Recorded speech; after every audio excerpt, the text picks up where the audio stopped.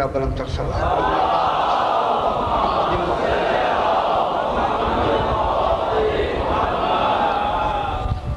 چونکہ یہ ماہ رمضان ہے، اسی حوالے سے روزانہ ایک مسئلے کو بیان کرنا ضروری ہے کہ غسل تو ہوتے رہتے ہیں اور ہونے چاہیے۔ ان کی دو قسمیں ہیں، ایک ہوتا ہے غسل ترتیبی اور ایک ہوتا ہے غسل ارتماسی۔ غسل ترتیبی نام ہی بتا رہا ہے کہ وہ ترتیب چاہتا ہے، اس کی جو ترکیب ہے یا ترتیب ہے وہ آپ کو معلوم ہے۔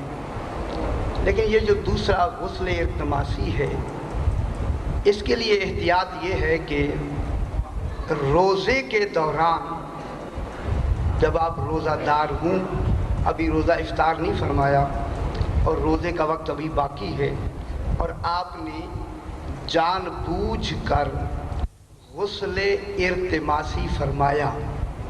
ارتماسی ہوتا ہے کہ اپنے آپ کو اتنے پانی میں ڈبو دینا کہ جسے ایک غوطے کی شکل کا ایک نمونہ بن جائے، غوطہ لگا دینا۔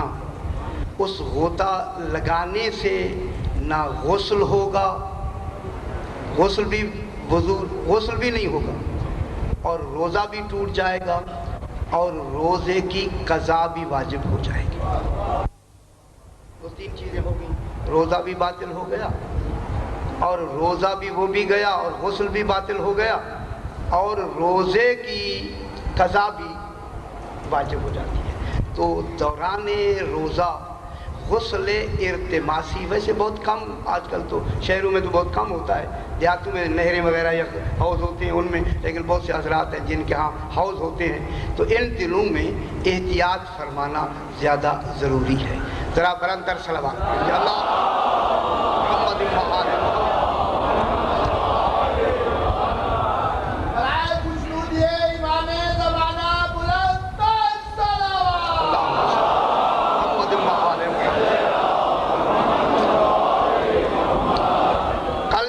ختم ہوئی وہیں سے بات کو آگے بڑھاتے ہیں۔ کل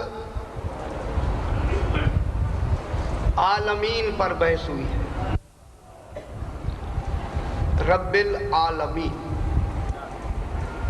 وہ پوری طرح بحث تو نہیں ہوئی لیکن چونکہ ہو چکی ہے، اب دن تھوڑے ہیں اس لیے حکم ہے کہ جلدی جلدی بڑھائیں۔ اب آگے آتا ہے الرحمن الرحیم۔ چونکہ بسم اللہ الرحمن الرحیم پہ الرحمن کی گفتگو ہو چکی تھی، مجھے یہ فرمایا کہ نہیں، اس میں تو 3 منٹ کے لیے وہ گفتگو جو ہوئی ہے اس کو دوبارہ تھوڑا سا دہرا کے آگے بڑھائیں تو بہتر ہے کہ اگر وہ دہرا دی جائے تو جیسے حکم ہے۔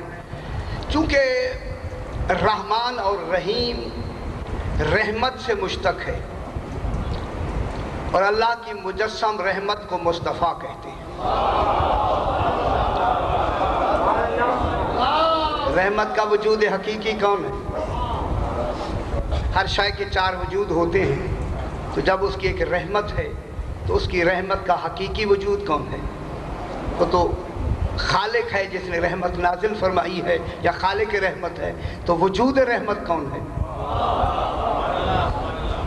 سرکار دو عالم یہ وجود رحمت ہے۔ یہ اکیلے نہیں، ہمارا پہلا بھی محمد ہے، ہمارا آخری بھی محمد ہے۔ یہ سارے کے سارے وجود جتنے ہیں یہ وجود رحمت حقیقی وجود ہیں رحمت کے۔ اس لیے رحمت اللہ کے صفات فعلیہ میں سے ہے، صفات ذاتیہ میں سے نہیں ہے۔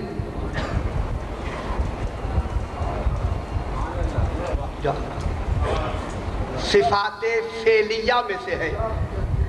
صفات ذاتیہ جیسے علم ہے، اللہ کا صفات ذاتی ہے، قدرت ہے، اللہ کی صفات ذاتی ہے، لیکن یہ جو رحمت ہے یہ ذاتی صفت نہیں، صفت فعلیہ ہے۔ صفت فعلیہ کے کیا معنی ہے کہ وہ اس رحمت کو ایجاد کرتا ہے. توجہ فرمائیں، رحمت کو اجرا کرتا ہے، ایجاد کرتا ہے. تو اس رحمت کو ایجاد کرنے کا ذریعہ کون ہے؟ وہ ذریعہ ہے درود. اللہم صلی علی محمد و آل محمد.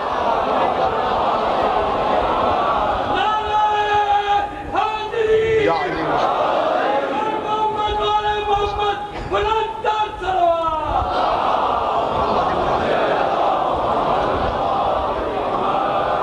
وہ درود کیا ہے؟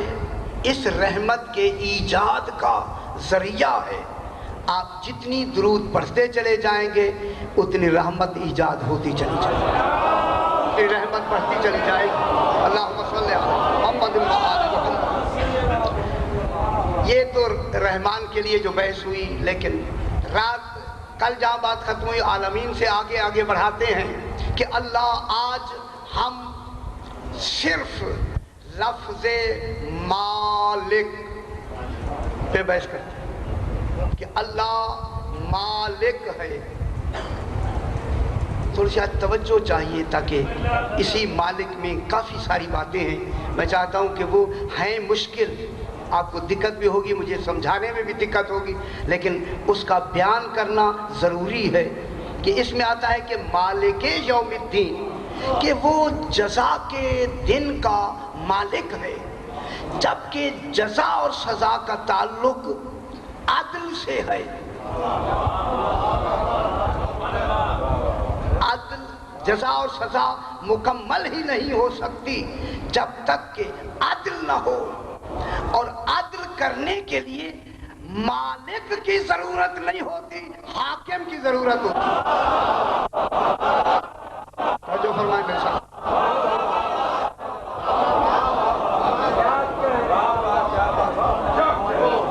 عدل کو قائم کرنے کے لیے مالک کی ضرورت نہیں ہوتی. مالک وہ ہوتا ہے جو کوئی مملوک رکھتا ہو.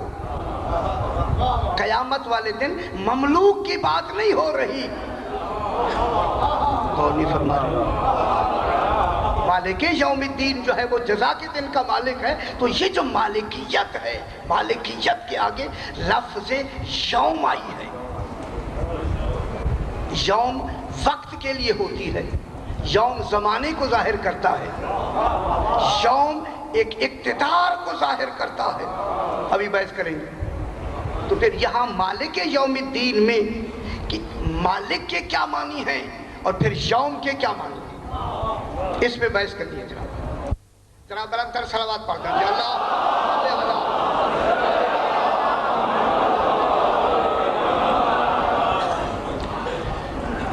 جناب سب سے پہلے اللہ کی جو مملوک ہے، سارے عالمین اس کے مملوک ہیں، وہ مالک ہے اور مالک حقیقی ہے. اور مالک حقیقی وہ ہوتا ہے کہ مملوک جس کی ذات سے جدا نہ ہو سکے. مملوک اور ذات کا ایسا رابطہ ہو، اگر ذات ہی نہ رہے مملوک ختم ہو جائے، مملوک کا وجود نہ رہے. جیسے یہ ہمارے اعضاء ہمارے ملکیت حقیقی میں ہیں، اگر جسم نہ رہے تو اعضاء ہی نہیں رہیں گے، اعضاء نہیں رہیں گے. یہ اعضاء کیا ہیں؟ مملوک ہیں اس میں کی. میں مالک ہے، اگر میں ہی نہ رہے تو یہ مملوک ختم ہو جائیں گے. جب یہ مملوک ہی نہیں رہیں گے تو اب یہ کون سی ملکیت ہوگی؟ ملکیت حقیقی. تو معلوم ہوتا ہے ملکیت حقیقی خالق کی تمام ملکیت اس کی حقیقی ہے. لیکن اس ملکیت حقیقی کے بعد دوسری ملکیت ہوتی ہے ملکیت غیر حقیقی. ہوتی تو وہ تصرف میں ہے، ہوتی اختیار میں ہے، اس میں حق کے اختیار ہوتا ہے، لیکن وہ اس کا وجود سے وابستہ نہیں ہوتی. جیسے مکان ہے، آپ اس کے مالک ہیں، لیکن وہ آپ کے وجود سے وابستہ نہیں ہے کہ آپ کا وجود آپ دنیا سے چلے جائیں، کیا مکان باقی رہتا ہے یا نہیں رہتا؟ باقی رہتا ہے۔ کار باقی رہتی ہے یا نہیں رہتی؟ گاڑیاں باقی رہتی ہیں یا نہیں رہتی؟ تو معلوم ہو گیا جی جو خیر حقیقی ہیں ان کا تعلق وجود سے اختیار کی حیثیت سے تو ہوتا ہے، وہ حق کے اختیار تو رکھتا ہے، لیکن حقیقی اس کا وجود مالک حقیقی نہیں ہوتا، یعنی وہ خیر حقیقی کہلاتی ہے۔ اب اللہ توجہ فرمائیں، اب اللہ نے یہ جو سارا نظام بنایا ہے، کہ جتنا نظام عالمین خالق نے بنایا ہے، اس کا ایک دن مقرر کیا ہے، اسی ایک دن میں میری طرف دیکھیں بابا، اس ایک دن میں ان 14 کا عدل نہیں ہوگا، اس کا عدل بھی ہوگا۔ میں کیا کہہ رہا ہوں؟ جب وہاں دن آئے گا، یہ محشر کا دن آئے گا، اس دن میں صرف یہ 14 عادل نہیں ہوں گے یا سرکار دو عالم عادل نہیں ہوں گے، وہاں اللہ کا بھی عدل ہوگا۔ اس اللہ کے عدل میں ساری کائنات میں ہر شے ہوتی رہی، مگر اللہ کا ایک کمال صرف اسی دن ہی ظاہر ہوگا۔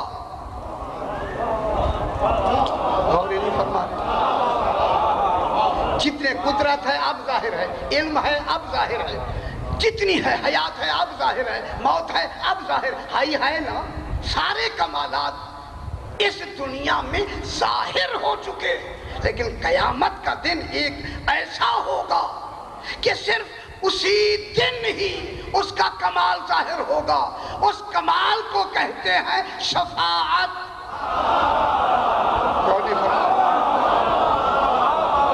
غور نہیں فرما رہے بابا، ہے نا جناب؟ وہ جو شفاعت کا کمال ہوگا وہ کب ظاہر ہوگا؟ اسی دن ہی ظاہر ہوگا۔ کس دن ظاہر ہوگا؟ کیا جب یہ میدان حشر ختم ہو جائے گا پھر اس کی شفاعت کا کمال ظاہر ہوگا؟ اور اللہ وہ ہے کہ یہ کسی سے جا kar اس نے شفاعت کرنی نہیں، کوئی دوسرا تو خدا ہو نہیں سکتا۔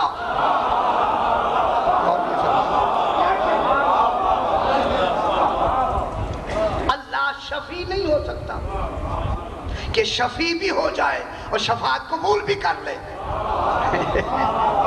اگر شفیع ہے کسی کے پاس جا کے شفاعت کرے تو دوسرا تو خدا ہے نہیں۔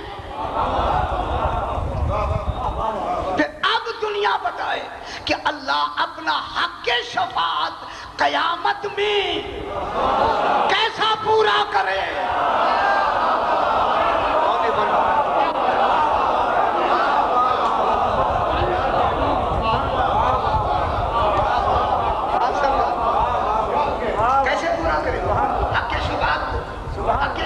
کے لیے خود تو وہ کسی کی شفاعت خود کرے گا نہیں۔ جملہ میں جلدی سے کہہ دوں، کیونکہ نظام دے دیا ان کے ہاتھ میں، یا علی انت قسیم النار والجنہ۔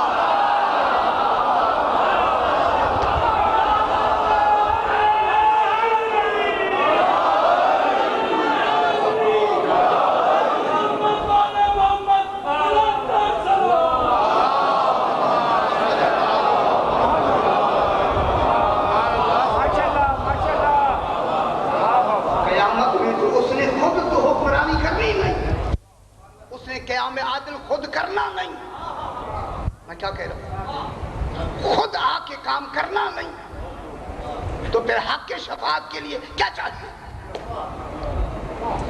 اب میں جملہ کہہ کے آگے بڑھتا ہوں، جیسے وہ خود مالک ہے، مالک ہے شفاعت کا، کچھ کو ایسا مالک شفاعت بنا کر اس دنیا میں بھیجے، وہ کہیں ان کی شفاعت کر دے۔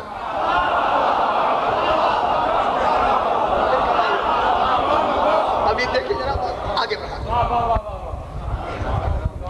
اب کیا ہو جائے گا جناب؟ کہ اس خالق کو اپنے اس نظام کو عالمین تک چلانے کے لیے پھر کیسے نمائندے چاہیے؟ جہاں کمال عدل ہو. اب لفظیں نہیں آ میرے پاس، میں دوسری لفظیں نہیں آ سکتی. ان کو بنانے میں خالق کیا صرف کرے؟ اپنی تمام علم اور قدرت و عدل کو ان کے بنانے میں تمام کر دے، چونکہ وہ مظاہر ہوں گے اس کے عدل کے، وہ نمونہ ہوں گے اس کے عدل کے، کیونکہ انہوں نے پوری زندگی تمام کائنات کے ساتھ گزارنی ہے. وہ کائنات سے پہلے بھی ہیں، کائنات کے ساتھ بھی ہیں، کائنات کے بعد بھی ہیں. آپ بتلائے دنیا کیسے بننا چاہیے آل محمد؟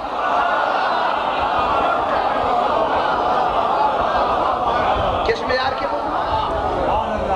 کیسے بنائے ہو؟ اسی لیے ان کو بنانے کے لیے خالق نے جو کمال استعمال کیا، اس ایک کمال کو ابتدا کہتے ہیں اور ایک کمال کو انشاء کہتے ہیں.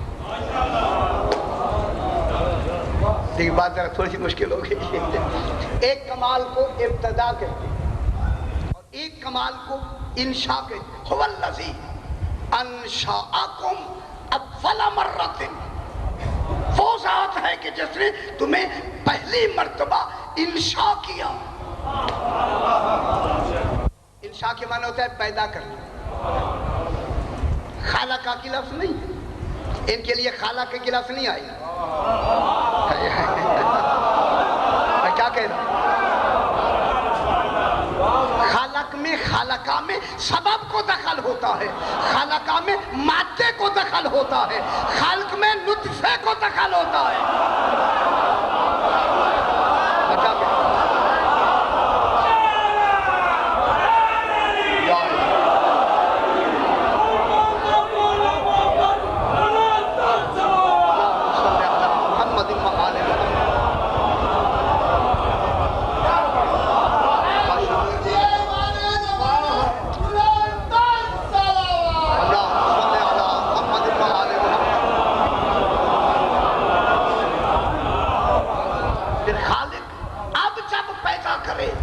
تو پھر ابتدا کیسے کرے؟ جب انشاء کرے تو سب سے پہلے کسے بنائے؟ انشاء جو کرے سب سے پہلے کس کو کرے؟ عادل ہے. اگر اس کی عدالت میں ذرا کمی بیشی ہو گئی، جو ابتدا ہی عدل میں خلائن نہیں ہے، تو آگے نظام کیسے چلے گا؟ اب میں جملہ کہہ دوں، کئی مرتبہ دہرا دیا کہ جنہوں نے اصول دین سے عدل ہی کو نکال دیا ہے، اللہ جانے ان کا کیا بنے گا.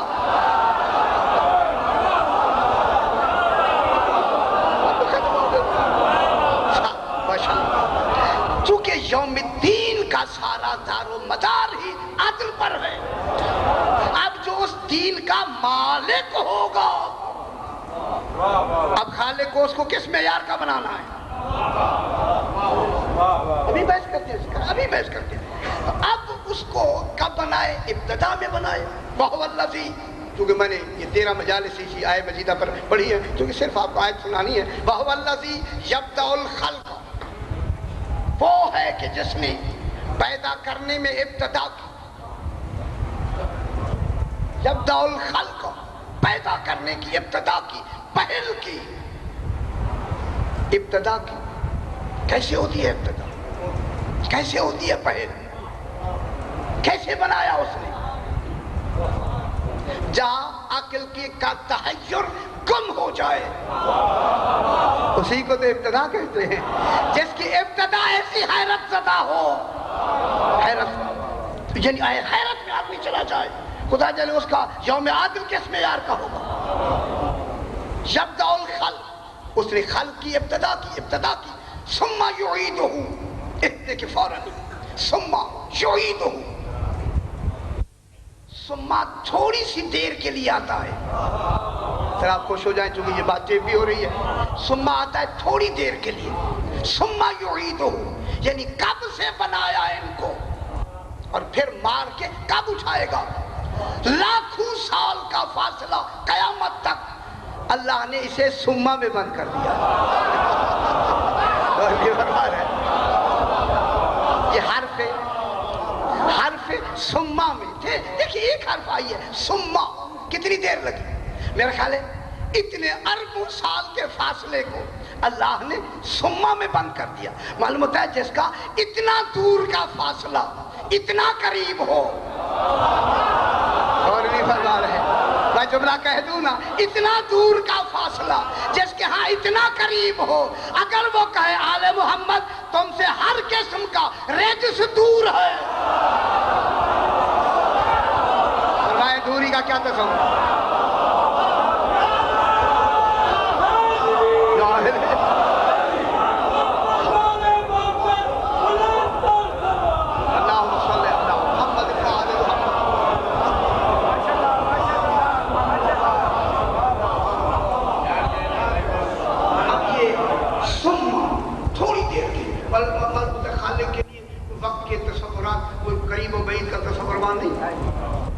تو خالق کے وقت کہتے ہیں سما یعیدہ, پھر دوبارہ تمہیں اس اپنی اصلی حالت میں لوٹا دیں گے. وَهُوَ أَهْوَنُ عَلَيْهِ, یہ مجلس میں پڑھ چکا. وَهُوَ أَهْوَنُ عَلَيْهِ, اگر تمہارے ذہنوں میں کوئی تصور ہو کہ خاکستر ہو کر دوبارہ ان کو اسی حالت میں اٹھا دے گا, فرمایا تعجب نہ کرو. وَهُوَ أَهْوَنُ عَلَيْهِ, یہ دوبارہ اٹھا دینا زندہ کرنے سے, پیدا کرنے سے زیادہ آسان ہے.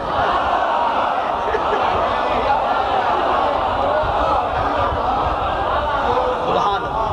چاہیے یہ پیدا کرنا زیادہ آسان ہے. اے دیکھیں فوراً جب قیامت کی بات آئی کیا کہتا ہے؟ فَلَهُ الْمَثَلُ الْأَعْلَىٰ. معلوم ہوتا ہے مسئلہ اعلیٰ بنائے ہی قیامت کے لیے. یہاں مسئلہ اعلیٰ آیا ہے, وَلَهُ الْمَثَلُ الْأَعْلَىٰ, اس کے لیے مسئلہ اعلیٰ ہے. تو اب خالق انشاء اور ابتدا کہاں سے کرے گا؟ انہی سے. انشاء اور ابتدا میں کیا فرق ہے؟ اب یہ باتیں ذرا مشکل ہیں, خدا کے لیے مشکل بھی کسی دن سماعت فرما لیا کریں. انشاء اور ابتدا میں کیا فرق ہے؟ انشاء کے معنی بھی پیدا کرنا, ابتدا معنی سب سے پہلے پیدا کرنا, ابتدا کرنا. اب علماء نے فرمایا ہے کہ ابتدا بھی اسی کی لفظ ہے. قرآن میں هو الذی یبدأ الخلق آیا ہے, ابتدا بھی اسی کے تصور میں ہے. اگر اس کے تصور میں نہیں تھا تو ابتدا بن کیسے گئی؟ تو حیران کیوں ہوتے ہیں آپ؟ قرآن کی جو لفظ صرف ہوئی ہے تو ابتدا تو ہے, جب ہے تو تبھی ہے نہ کوئی, کہیں سے تو ابتدا ہے. یہ الگ سے ہے کہ ہم انہیں نہیں سمجھ رہے, ہمارے عقلوں کی کوتاہی, لیکن ابتدا ہے, ابتدا بھی ہے اور انشاء بھی ہے. اب علماء نے فرمایا کہ ابتدا اور انشاء میں فرق یہ ہے, اب جو اول مخلوق بن رہی ہے, انشاء ہو رہی ہے, اس سے ابتدا ہو رہا ہے, اسے کیسا ہونا چاہیے؟ اب فرمایا انشاء اس ایجاد کو کہتے ہیں جس میں علت مادیہ نہ ہو. جو کہ اصطلاح ہے مجھے بیان کرنا, میری مجبوریاں ایسی ہوتی ہے. اس میں علت مادیہ یعنی انشاء ہوگا ہی وہی جس میں مادیت کا تصور نہ ہو. دیکھیں آپ کا جسم بناتے بناتے کیا, ثم خلقنا العلقۃ فخلقنا العلقۃ مضغۃ فخلقنا المضغۃ عظاما فکسونا العظام لحما. پھر کیا کہتا ہے؟ ثم انشأناہ خلقا آخر. جب روح پھونکی تو کیا کہا؟ ہم نے تمہیں ایک اور مخلوق بنا دیا. تو انشاء کی لفظ نے کیا بتایا؟ میں کیا کہہ رہا ہوں؟ معلوم ہو گیا انشاء وہاں ہوتا ہے, اس ایجاد کو کہتے ہیں کہ جہاں مادہ ہی نہ ہو, جہاں مادہ نہ ہو اس ایجاد کو انشاء کہتے ہیں. جہاں علت غائی نہ ہو اس ایجاد کو ابتدا کہتے ہیں. اگر میں بہت بڑی بات کر رہا ہوں علم کلام کی, جہاں علت غائی نہ ہو جو بن رہا ہے وہی تو خود علت غائی ہے۔ آقا کیا ہے؟ علت غائی کن کے لیے؟ عالمین کے لیے۔ وہ تو خود بن رہا ہے، خود علت ہے۔ بننے والے کی علت جب خود ہی علت ہے تو پھر اس کی علت کہاں ہے؟ اگر اس کی علت ہوئی تو کون علت ہوگی؟ صرف اللہ۔ اللہ کسی کی بھی علت غائی نہیں۔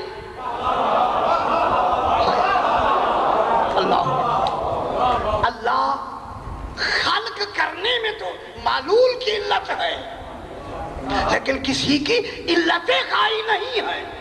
اگر وہ ہو سکتا ہے تو فقط 14 کی، اور کسی کی علت نہیں ہو سکتی۔ وہ اللہ کسی کی علت ہے؟ علت غائی کون ہے؟ عالمین کی علت غائی کون ہے؟ آل محمد نصر۔ جب آل محمد علت غائی ہے، اللہ کون ہے؟ وہ ان کی بھی علت ہے۔ اسی لیے علماء نے فرمایا اللہ علت ہے، 14 معلول ہیں، پھر 14 علت ہیں، عالمین معلول ہیں۔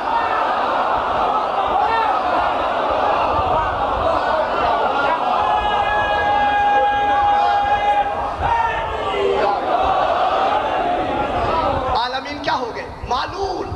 14 کیا ہے؟ ان کی علت۔ 14 کی علت کون ہے؟ اللہ۔ اب کیا ہوا؟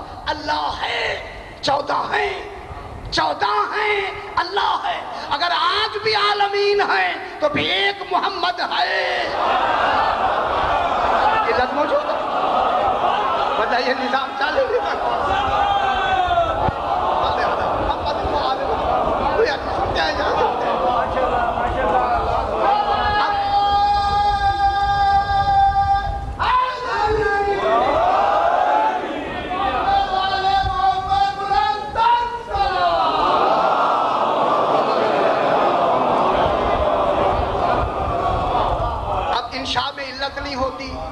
مادیت انشاء میں نہیں ہے، اور ابتدا میں علت نہیں ہوتی۔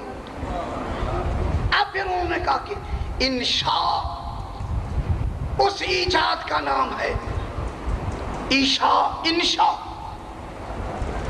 وہ ایجاد ہوتی ہے کہ جو وہ شے ہے اس شے کے علاوہ کسی اور موجد نے اس جیسی شے بنائی ہی نہ ہو۔ اللہ اکبر، ولی بھگوان ہے، بنائی ہی نہ ہو۔ یعنی کوئی موجد، جب دوسرا موجد ہی نہیں ہے تو بنائے گا کون؟ یہ انہوں نے دیکھے کتنا بڑا کہ کوئی دوسرا اگر ہو بھی تو ایسی نہ بنائے۔ اگر اس نے بھی ایسی بنا لی تو پھر اس کا کمال تو ختم ہو گیا۔ اللہ کے کمال کو، مصطفیٰ کو اللہ کا کمال کہتے ہیں، کمال ختم ہو جائے گا۔ اس لیے انشاء کی اس کے کوئی دوسرا موجد اس طرح کی شے نہ بنائے۔ لیکن ابتدا وہ ہوتی ہے، ابتدا وہ ہوتی ہے کہ جس کے موجد کے علاوہ کوئی دوسرا موجد پہلے گزرا ہی نہ ہو۔ اس کو کیا کہتے ہیں؟ اس کو ابتدا کو کوئی تو پڑھ رہا ہے آپ کے ذہن پر، میں کیا کروں؟ اسے کیا کہتے ہیں؟ اسی وجہ سے اللہ کیا ہے؟ موجد۔ آل محمد کیا ہیں؟ ایجاد۔ اب اللہ نے اپنے سارے کمال ان کو دے کر، اب میں موضوع شروع ہونے لگا جا، ان کو دے کر ان کو 2 کمال دیے۔ ایک دیکھیں، اس دن میں نے عرض کیا وہ رب حقیقی ہے، یہ رب ولایتی ہے۔ وہ مالک حقیقی ہے، یہ مالک اعزازی ہے۔ غور نہیں فرما رہے ہیں، بات شروع کریں۔ وہ کون ہے؟ وہ رب حقیقی ہے، یہ رب ولایتی ہے۔ ولایت پر بحث ہوئی تھی، اور اب وہ کیا ہو گیا؟ وہ مالک حقیقی ہے۔ اب یہ کون ہے؟ مالک اعزازی ہیں۔ اب یہ مملوک ان کی ہے۔ میں جملہ کہتا ہوں بابا، صرف یہ مالک اعزازی نہیں ہے، یہ حاکم بھی ہیں۔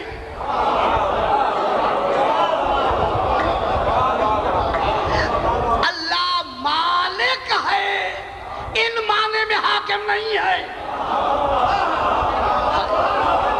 اجرا کے معنی میں حاکم نہیں ہے، فیصلے کے معنی میں حاکم نہیں ہے۔ میں کیا کہہ رہا ہوں ذرا باریکی غور فرمائیں۔ شریعت کے اجرا کے معاملے میں ایسا حاکم نہیں ہے، ویسے تو مالک ہے۔ تو اب یہ کیا ہو گئے؟ اولي الامر۔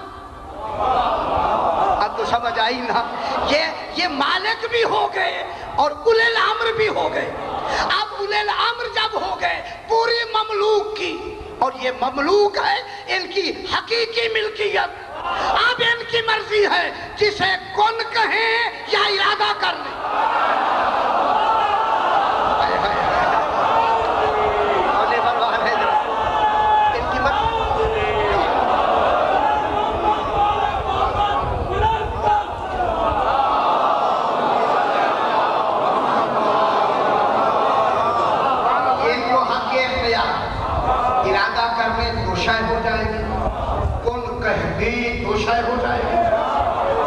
ارادے کے لیے لبوں کو حرکت بھی دینے کی ضرورت ہے، ارادہ دل میں ہوتا ہے۔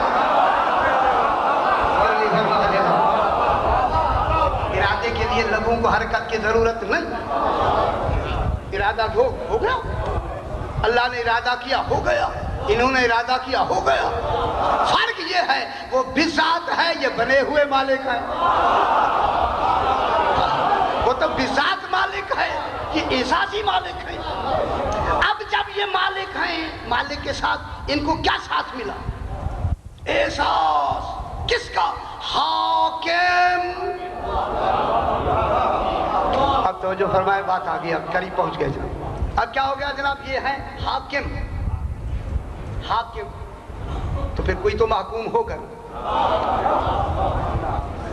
تو حاکم کی لفظ بتاتی ہے کہ اس کا عادل ہونا ضروری ہے، ورنہ اس کو حاکم کی لفظ نہیں کہیں گے۔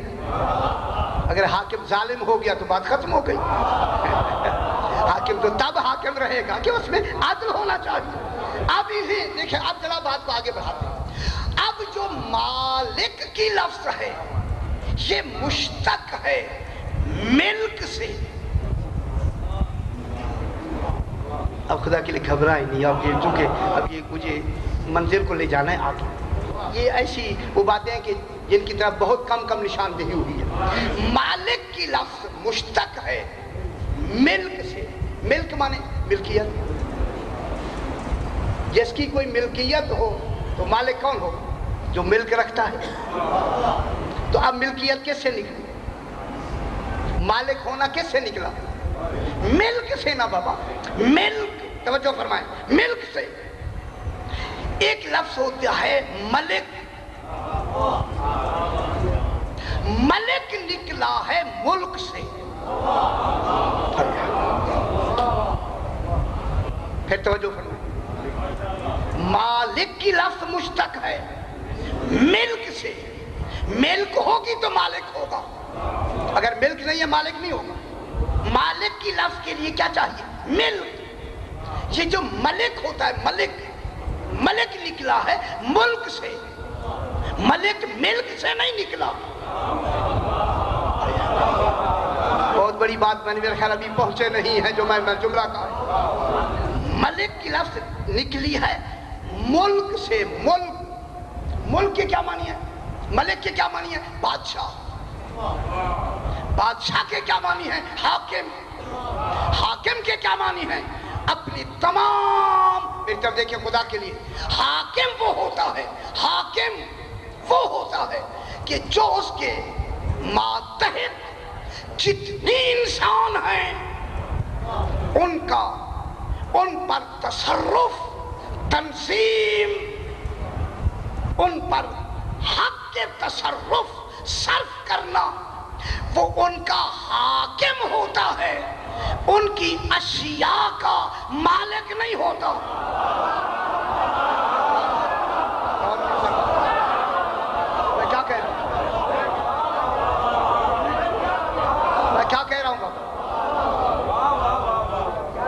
یہ جو گورنمنٹ کی طرف سے افیسر مقرر ہوتے ہیں، حاکم مقرر ہوتے ہیں، وہ کیا کرتے ہیں؟ وہ انتظام کرتے ہیں کوئی ایسی بات نہ ہو جائے. ہر طرح کی ہمیں کیا دیتے ہیں؟ ضمانت دیتے ہیں کہ انہیں کوئی تکلیف نہیں پہنچنی چاہیے. وہ کیا ہے؟ ہمارے حاکم ہیں، ہماری اشیاء کے مالک نہیں ہیں. اور نہیں فرماتے، معلوم ہوتا ہے حاکم ہونا اور ہے، اشیاء کا مالک ہونا اور ہے. اب وہ کیا ہو گئے جناب؟ اشیاء کی کیا ہے؟ مالک نہیں. اشیاء سے ان کا کوئی تعلق نہیں، وہ صرف افراد پر حاکم ہے، لوگوں پر حاکم ہے. اشیاء سے ان کا کوئی تعلق نہیں، اشیاء ان کی مملوک نہیں ہے. میں کیا کہہ رہا ہوں؟ اب جب مملوک نہیں ہے تو اب وہی اللہ ایک جگہ کہتا ہے مالک الناس سے،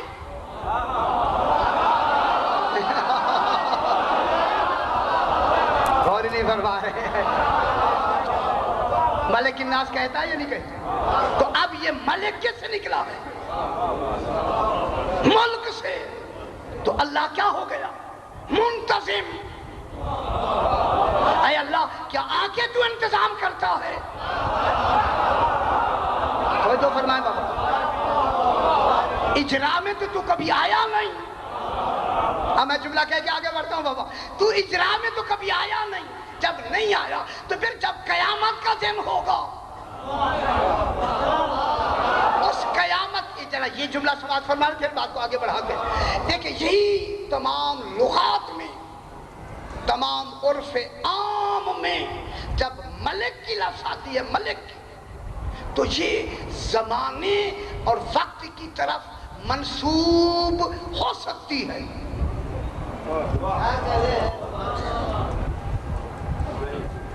ملک کی لفظ زمانے اور وقت کی طرف منسوب ہو سکتی ہے، مگر مالک کی لفظ زمانے کی طرف منسوب نہیں ہو سکتی. پھر مالک یوم الدین کیوں کہا؟ یوم تو وقت ہے.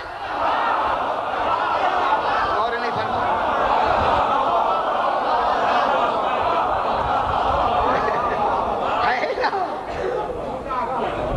یہ یوم کیا ہے؟ یوم تو وقت ہے. یوم جب وقت ہے تو مالک کی لفظ تو یوم کی طرف منسوب ہوتی نہیں ہے. جب بھی دیکھیں ملک کی لفظ ملک العصر فلانی، فلاں زمانے کا، وقت کا ملک ہے، بادشاہ ہے، کہا جا سکتا ہے. فلاں زمانے کا ملک ہے کہا جا سکتا ہے. مالک العصر فلانی کسی لغت میں نہیں کہا جا سکتا. غور نہیں فرما رہے میں کیا کہتا ہوں؟ جب مالک العصر فلانی نہیں کہا جا سکتا تو پھر جو اللہ نے مالک یوم الدین کہا تو میں اللہ سے ہاتھ باندھ کے کہوں گا جب تو نے مالک کہا، مالک، پھر تو ہی مالک مراد ہے. جب تو نے یوم سے نسبت دی تو پھر کوئی حاکم مراد ہے. اور نہیں فرما رہے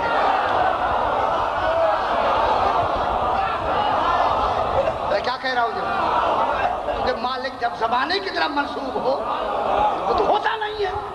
تو معلوم ہوتا ہے اپنا مالک ہونا بھی بتایا اور یوم کی لفظ کہہ کر کنی کا حاکم ہونا بھی بتایا. اب ہمیں پتا چلا وہ مالک یوم الدین ہے، 14 حاکم یوم الدین.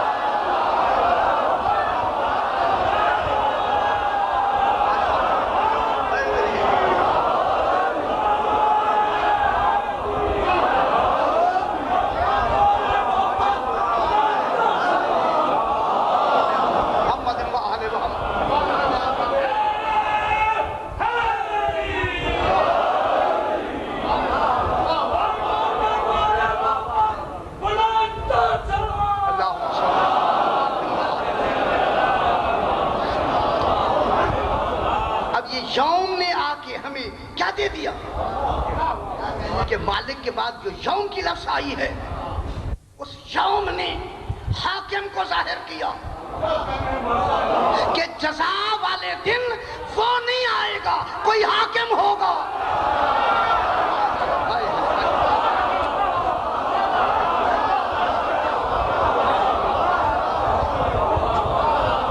اب وہ حاکم کون ہے؟ ڈھونڈے بابا، ڈھونڈے حاکم۔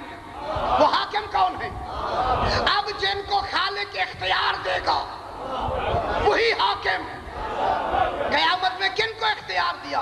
بلا رعایت اختیار دیا۔ القیا فی جہنم کل کفار عنید، تم دونوں ڈالتے جاؤ، کافر کو بھی جہنم میں اور عنید کو بھی۔ پوچھا گیا مولا کافر کون ہے؟ یہ دو کون ہیں؟ ایک کو محمد کہتے ہیں، ایک کو علی کہتے ہیں۔ تم دونوں ڈالتے جاؤ، کن کو؟ کافر کو اور عنید کو۔ مولا پوچھا گیا کافر کون ہے اور عنید کون ہے؟ فرمایا جو رسول کی رسالت کا انکار کرے وہ کافر ہے، جو ولایت کا انکار کرے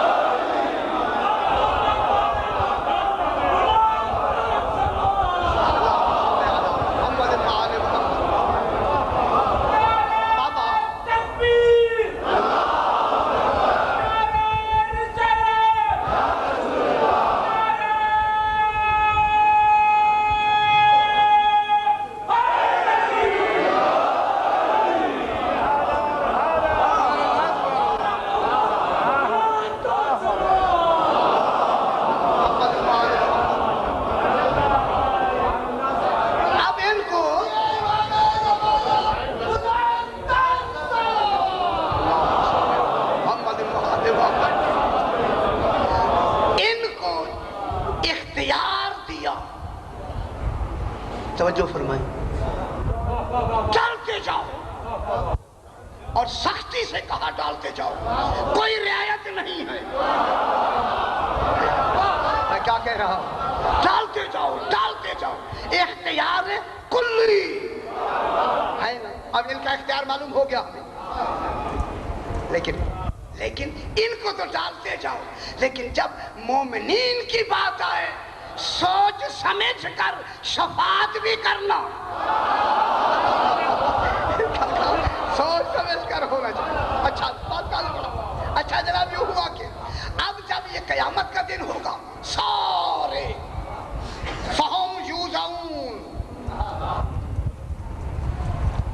سورہ روم میں تمام کے تمام لوگ اکٹھے ہو جائیں، کھڑے ہو جائیں گے کل دنیا اس وقت دیکھیں اس وقت آواز آئے گی۔ اب کیا کریں؟ نہ لکھیں تو ہم کیا کریں؟ لمن الملک اليوم، وہاں ملک اليوم نہیں، ملک کہاں سے ہے؟ ملک سے کون نکلا؟ ملک، وہاں ملک اليوم ہے۔ آج اس ملک کی بادشاہت کس کی ہے؟ حکمرانی کس کی ہے؟ اس لیے ملک کی لفظ نہیں کہی، ملک کہا۔ اور نہیں فرما رہے ملک کیسے نکلا ہے؟ ملک سے۔ بادشاہ کا نام ہے بادشاہ۔ آج بادشاہت کس کی ہے؟ کون کہیں گے؟ اب یہی تو کہا کہ اللہ کہے گا، اللہ ہی جواب دے گا۔ کیوں؟ اللہ تو یا لفظی ملک ہے، ملک ہوگا تو پھر تو وہ کہتا، اسے یہاں کہنے کی کیا ضرورت ہے؟ عقلی طور پر یہاں نہیں آ سکتا۔ اللہ ملک کی لفظ کہہ کے حکمرانی جو دے چکا ہے۔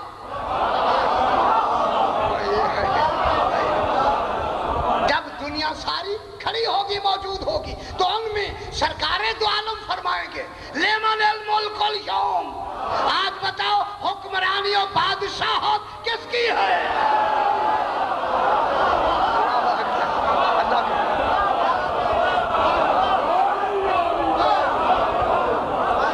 اب علی فرمائیں گے للہ الواحد القہار۔ اگر اللہ کہے تو پھر للہ نہیں آنا چاہیے، پھر ان اللہ آنا چاہیے۔ فرما رہے اگر کہا ہے تو پھر لام تو نہیں آنا چاہیے، پھر تو انا آنا چاہیے۔ اگر اللہ کہے بتاؤ کس کی بادشاہت ہے، اگر خود کہے گا تو کہے گا میں اللہ کی بادشاہت ہے، اللہ کے لیے تو نہیں، معلوم کوئی اور ہے کہنے والا۔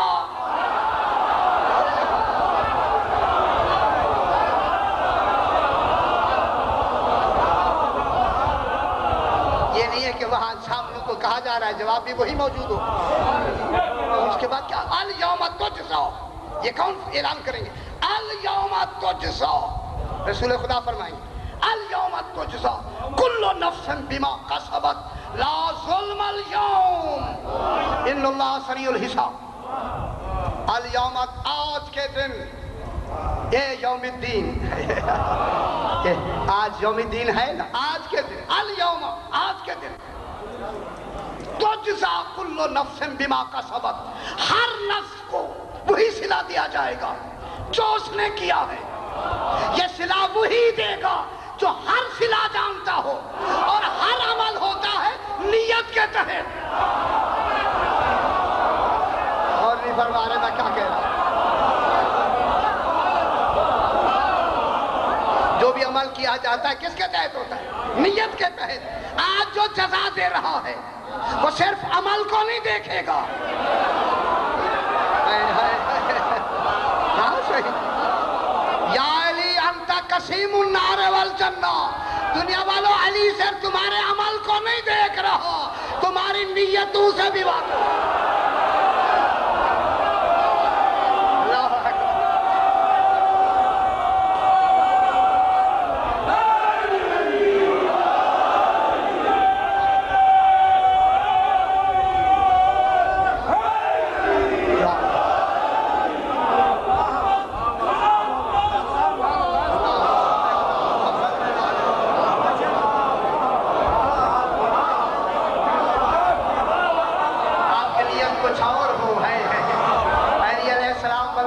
کا نام ہے خدا کے لیے، پہچانو اپنے امام کو۔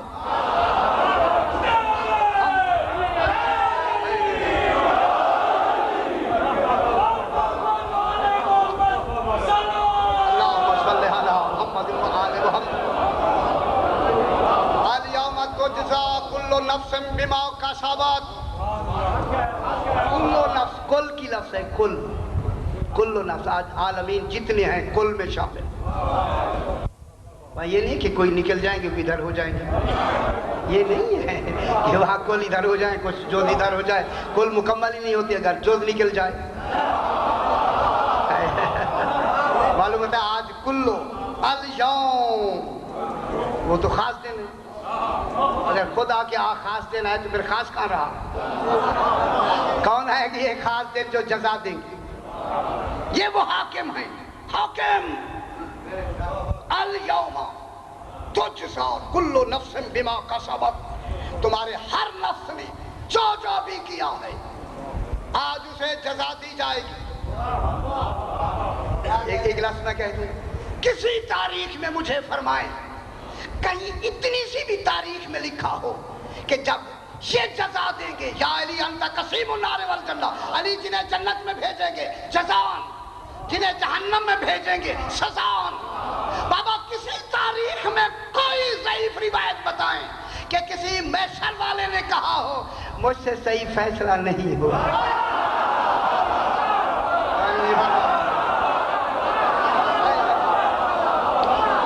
پھر علی کو عادل مانو، تو اتنی سی روایت بتاتے، چھوٹی سی بھی، چھوٹی سی روایت بھی نہیں، معلوم ہوتا ہے عدل کے ساتھ جزا دے دی، ہر آدمی اپنے اپنے اس میں مطمئن، اس لیے کہ لفظ مطمئنہ ہی نے تو جزا دی ہے۔ سبحان سبحان مطمئن، جب مطمئن ہو گئے جناب اب آ جائے گی جناب جہنمی، وہ تو جہنم میں پھینکے جا رہے ہیں، وہ تو انید اور کفار وہ تو پھینکے جا رہے ہیں۔ اچھا یہ چونکہ اب فرمایا آپ نے وقت بھی بالکل 2-3 منٹ ہے کیا یہ اللہم صلی علی محمد و آل محمد۔ شاہ جی آپ کا ادھار ہوا، یہ ہو جائے گا۔ یہ تھوڑا سا اور آگے بڑھ جائے تاکہ وقت بھی آپ کو زحمت بھی نہ ہو کیونکہ وقت زیادہ ہو رہا ہے. تو اب جب یہ کیا کریں گے جزا دینی شروع ہو جائے گی. ہم ہیں گناہ کا ہے یا نہیں؟ جو پہلا جملہ میں نے کہا تھا آج وہی اللہ کا جو کمال ہے وہ آج ہی تو استعمال ہونا ہے جسے کو کہتے ہیں شفاعت. غور نہیں فرما رہے بابا. آج ہوگا یا نہیں ہوگا؟ اگر یہ اس کے بعد سفارش نہ کریں پھر حق کے شفاعت کو اس کا عہدہ برا اللہ ہو سکتا ہے؟ میں کیا کہوں؟ کیا اللہ عہدہ برا ہو جائے گا؟ یہ کہیں گے تو عہدہ برا ہوگا. یہ کہیں گے اور کہیں گے ان کے لیے شفاعت ہوگی فروع دین میں اصول دین میں نہیں. پہلے سے توجہ فرما لے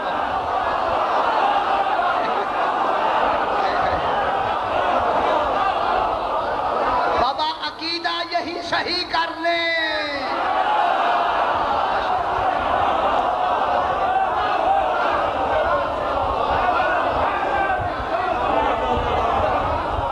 شفاعت کس میں ہوگی؟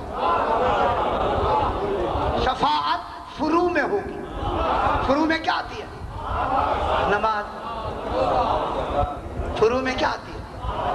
روزہ. فروع میں کیا آتی ہے؟ اخلاقیات. یہ شادی ہے، یہ بیاہ ہے، یہ گھریلو مال ہے اور یہ خرید و فروخت ہے.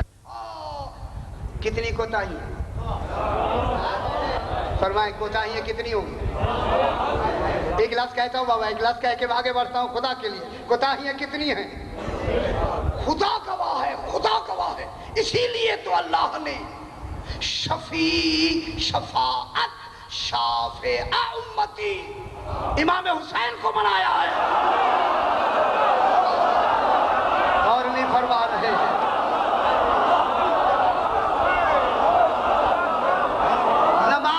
کوتاہی ہو سکتی ہے، روزے میں کوتاہی ہو سکتی ہے مگر عزاداری میں نہیں.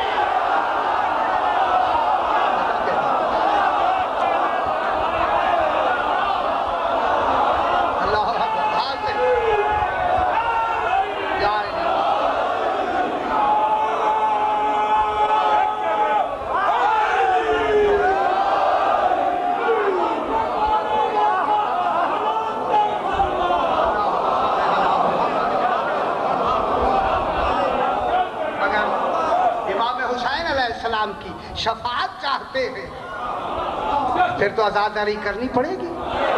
مجالس میں آنا پڑے گا، زینت مجالس بننا پڑے گا، انہیں برپا کرنا پڑے گا، ان کی رونق بڑھانی پڑے گی. اگر حسین راضی کیا جناب زہرا راضی نہیں؟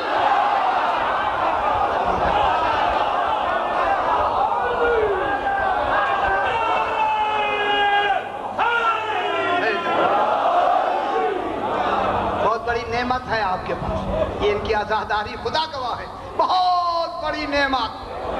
اس نعمت سے فائدہ اٹھائیں خدا کے لیے. جتنی عزاداری کر سکتے ہیں کریں، جتنی کر سکتے ہیں.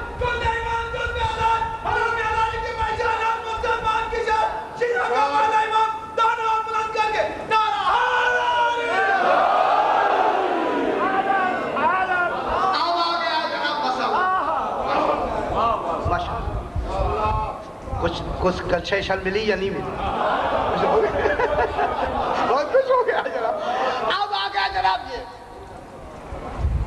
اچھا جی گناہگار ادھر ہو جاؤ، گناہگار ادھر ہو جاؤ. لائن شروع ہوگی لگنی، لائنیں لگنی شروع ہو گئی. میں کیا کہہ رہا ہوں؟ کوتاہیاں ہیں یا نہیں ہیں؟ کیونکہ یہ درس بھی ہے لہذا کوتاہی کی لفظیں کہنا زیادہ ضروری ہے. کتنی کوتاہی ہیں خدا کے لیے. میں دیکھیں میں ہاتھ باندھ کے گئے تو جب اس عذاب میں آئے تو آخر عقل پہ کنٹرول ہونا ضروری ہے. خدا کے لیے میری نصیحت سمجھیں جو کچھ سمجھے. اب جناب کوتاہی ادھر ہو جاؤ، ادھر ہو جاؤ، ادھر ہو جاؤ. خدا جانے وہ سلمان ہوگا جو آگے ہوگا. ابو ذر ہوگا جو آگے ہوگا، مقداد ہوگا جو آگے ہوگا، ہماری جو لائنیں لگی ہوں گی۔ یہ نہیں ہے کہ جلدی نہیں بھیج دیں گے، اب ہوگی شفاعت، اور حق کے شفاعت ہے اللہ کے پاس۔ مالک شفاعت کون ہے؟ مالک شفاعت فقط اللہ، شفاعت کا مالک فقط اللہ۔ یہ بھی مالک ہیں لیکن ان کو اذن دیا اللہ نے، کوئی اذن کے ساتھ وہ ادھر نہیں جاتے، وقت نہیں ہے۔ یہ مالک شفاعت ہے۔ جب یہ مالک شفاعت ہے، اب ان کے سارے ماننے والوں کی جب قطاریں لگ جائیں گی، پھر آپ بھی کچھ کہیں گے یا نہیں کہیں گے؟ اگر تو آپ اس وقت سینے سے ذرا کپڑا ہٹا کے تاکہ ماتم دکھا دیں، کیا کہہ رہا ہوں؟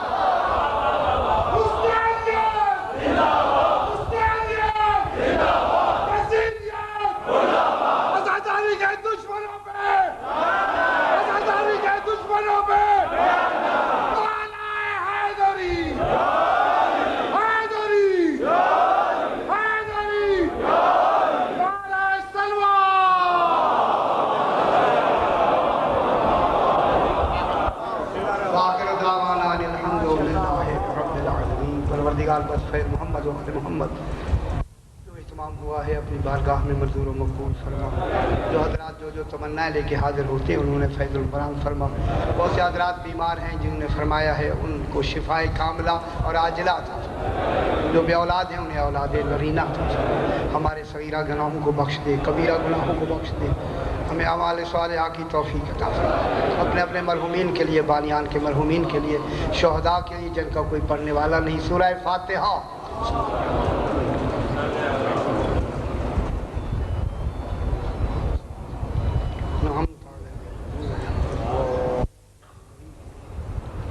ربنا تقبل منا انك انت السميع العليم